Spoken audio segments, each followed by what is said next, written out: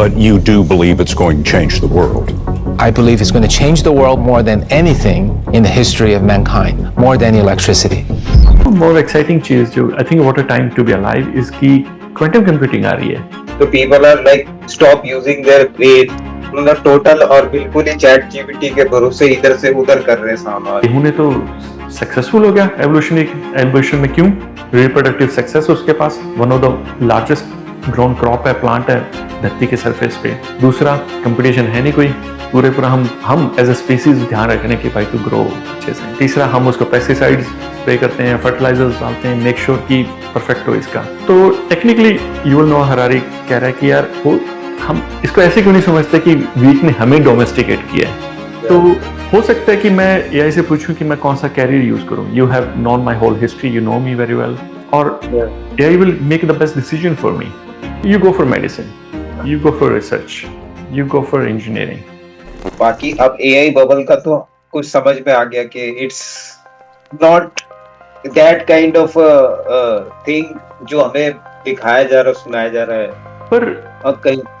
पर to be honest Dinesh, हो सकता है कि जैसे क्या हुआ था कि 80s में 1980s में जब न्यूरल नेटवर्क पहली बार हमने आर्टिफिशियली बनाए थे एआई में, तो क्या हुआ था कि एकदम से जैसे ऑप्टिकल कैरेक्टर रीडर बना दिया हमने. जो चिट्ठियां थी, यूएसए का जो पोस्टल डिपार्टमेंट था, उसकी चिट्ठियां का एड्रेस पढ़ना डिजिटलाइज हो गया था. इंस्टेड ऑफ ह्यूमन पढ़ के बताए कि ये कहाँ जा रही है, ये न्यूयॉर्क जा रही है या ये सैन फ्रांसिस्को जा रही है, तो वो ऑटोमेट हो गया था ओसीआर से, ऑप्टिकल कैरेक्टर रीडर.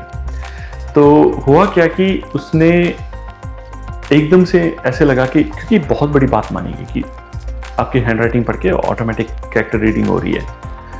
तो अब क्या कि एक्सपेक्टेशन ऐसी होगी कि पता नहीं अब तो सब कुछ हो सकता है, पॉसिबिलिटी. पर उस टाइम प्रॉब्लम क्या थी कि कंप्यूटर्स की प्रोसेसिंग पावर पीछे रह गई थी. तो हम जो neural network, artificial neural network का साइज बना सकते थे वो लिमिटेड था, ज़्यादा रन नहीं कर सकते थे क्योंकि बहुत प्रिमिटिव कंप्यूटर्स थे अपने पास तब. तो क्या हुआ कि फिर एक्सपेक्टेशन इतनी हो गई, हार्डवेयर और जो अपने पास रिसोर्सेज उसको सपोर्ट नहीं कर पाए, तो गैप था फिर. तो उससे डिसअपॉइंटमेंट हुई और उसने डेवलपमेंट ऑफ एआई पे बहुत नेगेटिवली इम्पैक्ट किया. फंडिंग कम हुई, लोगों ने समझा कि तो फ्लफ है. पर जब 2012 में अपने पास जीपीयू आ गए, एलेक्स क्रेज़िस्को, जेफ हिंटन का स्टूडेंट था कनाडा में, उसने जब जीपीयू पे न्यूरल नेटवर्क बनाने शुरू किए, instead of gaming like simple matrix manipulations को न्यूरल नेटवर्क में उसने कोड किया, कूडा, ओरिजिनल क्यूडा लैंग्वेज में. और तब वो बड़ा डीप कॉम्प्लेक्स मॉडल बना के उस पर ट्रेन कर पाया था अपने रूम में. He was a student there, तो उसने अपने रूम में पहले मॉडल ट्रेन किया था. सो ये जो कॉन्फ्रेंसेस में मिलते थे तब ये कहानियाँ सुनने को मिलती थी, अच्छा तब ऐसे हो रहा है. So I was student in Belgium at that time. I was doing my PhD. तो जब ये हुआ एकदम से शॉक वेव्स हुई पूरी दुनिया में, अरे ये क्या हो गया. तो जेफ हिंटन को गूगल ने हायर किया लीड करने के लिए उनका एआई ग्रुप. एलेक्स भी गए. ये जो भी हम नाम सुन रहे हैं ना आजकल, ये उस जनरेशन से निकले थे. The mafia of Toronto mafia बोलते थे इनको. तो वहाँ से आए हैं. तो वो kind of breakthrough event था जब हार्डवेयर सपोर्ट कर पाया, थ्योरेटिकली पॉसिबल कर सकते थे. और वही अब फिर से हुआ एलएलएम्स के केस में, जो जीपीयूज की फिर एक्सपेंशन हुई है, चिप्स प्रिसीजन पे और 3 नैनोमीटर पे जा रही हैं, तो और ज़्यादा कंप्यूटिंग पावर मिल रही है, रिसोर्सेज मिल रहे हैं. तो उससे है कि और भी बड़े मॉडल ट्रेन कर पा रहे हैं हम.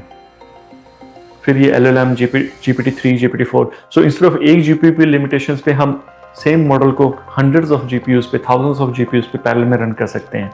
तो उसने और पॉसिबिलिटीज खोल दी. तो ये काइंड ऑफ रेस है जो चल रही है. जैसे जैसे रिसोर्सेज मिलते जाएंगे हम नई नई चीज़ें फाइंड आउट करते जाएंगे. अभी अननोन्स हैं बहुत ज़्यादा. तो एक पॉसिबिलिटी ज़्यादा इसकी है कि अभी हम टेक्नोलॉजिकल थ्रेशोल्ड पे भी पहुंचे, ये भी पॉसिबिलिटी. एग्जैक्टली. और मोर एक्साइटिंग चीज़ जो I think what a time to be alive is की क्वांटम कंप्यूटिंग आ रही है. तो हाँ, क्वांटम कंप्यूटर, उस पे हमें बात करनी है बहुत डिटेल में, अलग से रखेंगे. पर वो not every type of algorithms you can run on that, पर जो सर्टेन टाइप ऑफ एल्गोरिथम्स उनकी लेवरेज भी ले सकते हैं हम. और सबसे इंटरेस्टिंग जो मेरा फील्ड है कि brain computer interface, neuro science और एआई का कॉम्बिनेशन, कि जब हम ट्रू ब्रेन कंप्यूटर इंटरफेसेस बना के उसको एआई के साथ अटैच कर दें, मतलब अपनी एबिलिटीज़ को इम्प्रूव करें, And I think that will be the kind of really kind of productivity haven for us. Maybe productivity, or maybe kind of we become more kind of redundant. So we have to see that.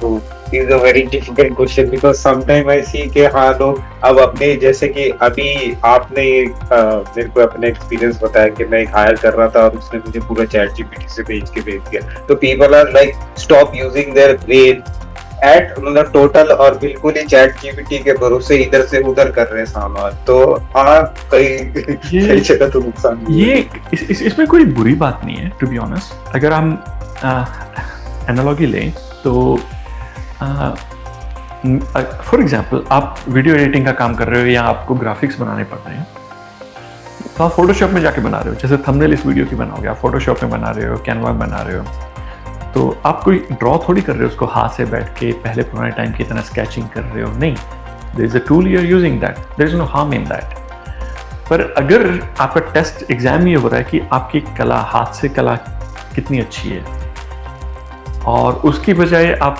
Photoshop use कर रहे हो तो फिर compare नहीं कर सकते assess नहीं कर सकते कि आप कितने अच्छे हो हाथ से कला करने के लिए सर वही एक मूवी भी है वॉली करके उसमें आपने देखा होगा कि हमें टेक्नोलॉजिकल एडवांसमेंट में दिखा रखा है तो हमने अर्थ को तो खत्म कर दिया तो हमें अब इतनी एडवांसमेंट होगी कि हम बाहर जाके रह सकते हैं स्पेस में तो वो पीपल कैसे थे वो एक चेयर पे लेटे रहते हैं उधर ही उनको बड़े बड़े खाना मिलता रहता है आंखों के आगे वो चश्मे लगे रहते हैं they don't have to do anything and they are becoming just a body is lying down and they are just enjoying it their own head तो ऐसा भी हमारे साथ हो सकता है इन फ्यूचर में आई थिंक ये बहुत अच्छा I have been thinking about that Dinesh recently तो एक किताब है Sapiens by Yuval Noah Harari तो इजरायली ऑथर है मैं उसकी सभी बातों से एग्री नहीं करता पर it's interesting to know and listen about the feedback like viewpoint of other people उसकी बुक सेपियंस में उसने एक एग्जांपल दिया कहता है कि यार वीट है कनक गेहूँ और कहता है गेहूँ की फसल एक क्लासिक एग्जांपल है जैसे फॉर एग्जांपल स्पीसीज एवोल्यूशन में तो प्राइम मोटिव क्या है रिप्रोडक्टिव सक्सेस हो ज़्यादा से ज़्यादा अपनी प्रोजेनिस बनाएं और कंपटीशन को एलिमिनेट कर दो मतलब अगर रिसोर्सेज के लिए कंपटीशन हो रहा है तो हम वो मिनिमाइज कर दें और अपना फ्यूचर सेफगार्ड रखें तो typically like humans also behave like that जब हम काइंड ऑफ सारी वॉर्स इन्हीं कोर फंडामेंटल्स पे हो रही हैं तो अब क्या है कि अगर गेहूं का देखिए एक वाइड प्लांट था कंपीट कर रहा था वीड्स के साथ और प्लांट्स के साथ ह्यूमंस ने उसको एक्सप्लोर किया यूज़ किया एज अ फूड के लिए एग्रीकल्चर इस्टेब्लिश किया उसके अराउंड उसके लिए हम खेत बनाते हैं खेत जोतते हैं फिर गेहूं को उगाते हैं फिर खून पसीना बहा के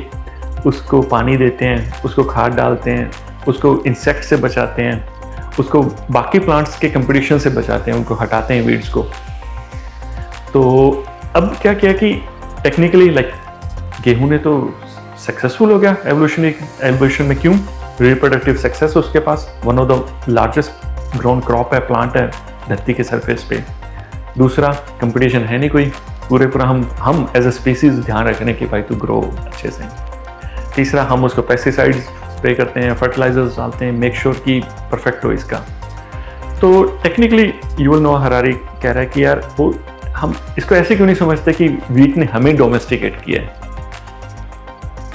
हम सब कुछ कर रहे हैं उसके लिए उसकी जो एवोल्यूशनरी सक्सेस मैट्रिक्स हैं उनको अचीव करने के लिए तो अगर हम यही एनालॉजी लें जैसे आपने एग्जांपल दिया अब एआई नो इट ऑल हो रही है और मे बी 5-10 साल में भी आने वाले डेकेड्स में will be even better than we can't even imagine तो हो सकता है कि मैं एआई से पूछूं कि मैं कौन सा कैरियर यूज करूं you have known my whole history you know me very well और AI will make the best decision for me कि you go for medicine, you go for research, you go for engineering, or yeah, you go for journalism.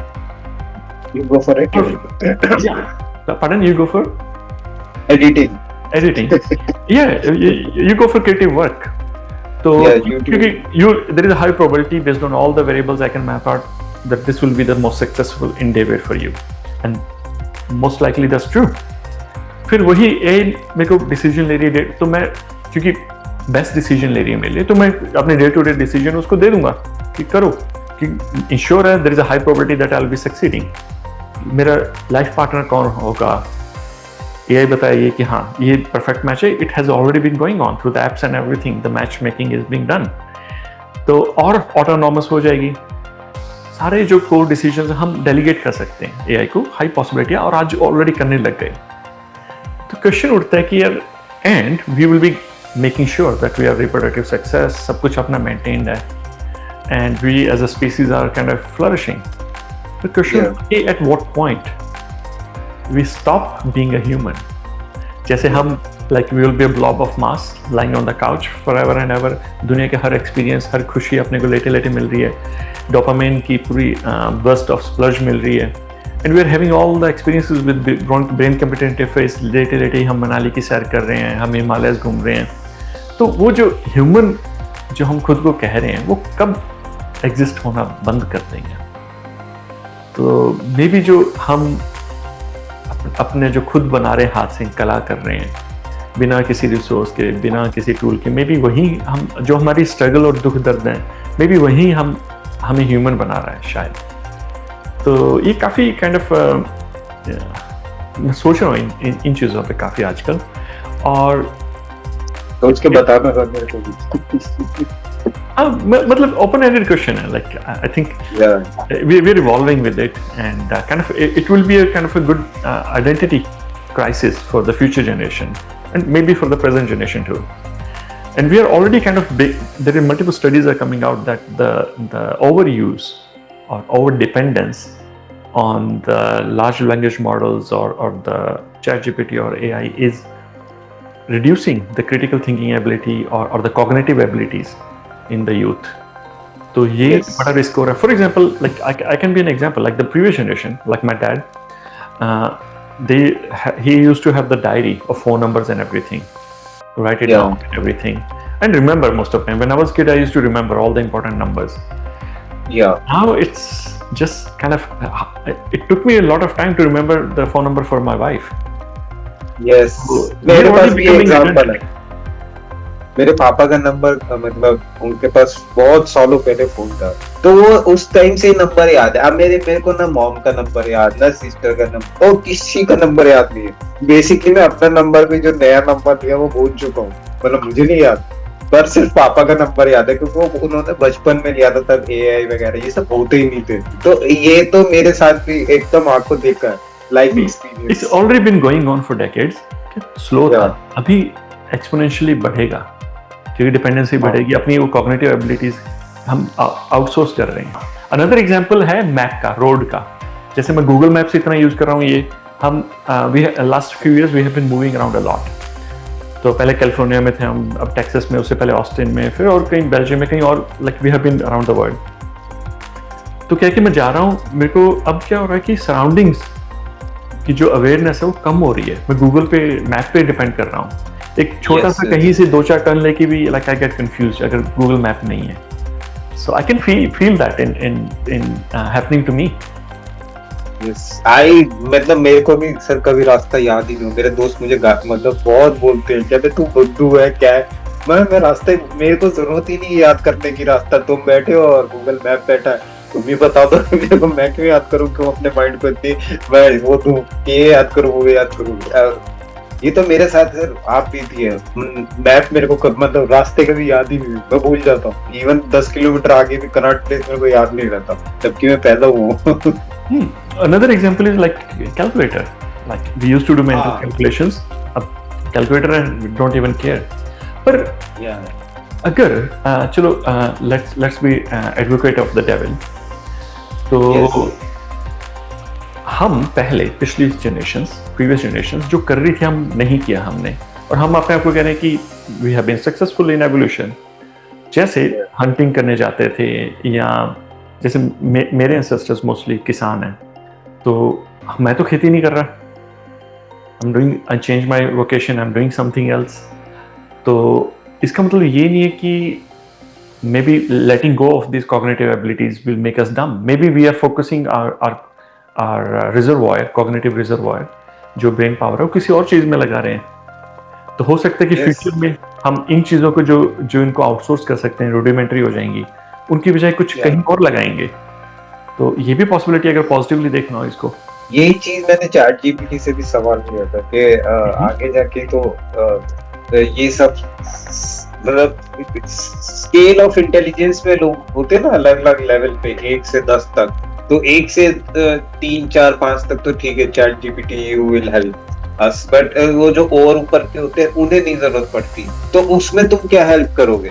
तो उसने बोला कि there are research papers, वो 200 paper है, 300 paper है, तो I can just read them out, एक ही बार में पढ़ लिया पूरा का पूरा और उनको एक समरी दे दी, तो उनका कितना टाइम बच गया। They can put their head into other मतलब थिंग्स व्हिच कैन मतलब make them think better on other stuff. तो I think, वो yeah. 10 से 12-13 पे भी पहुंच सकते हैं। To be honest, like I think it's exponential. जैसे अपने पास पहले भी और टेक्नोलॉजी थी, जैसे गूगल थी, विकिपीडिया था या कंप्यूटर्स थे, तो जो लोग ऑलरेडी हायर आईक्यू पे थे उन्होंने इसका ज़्यादा बेनिफिट उठाया टेक्नोलॉजी का, और ये कंसर्न भी है।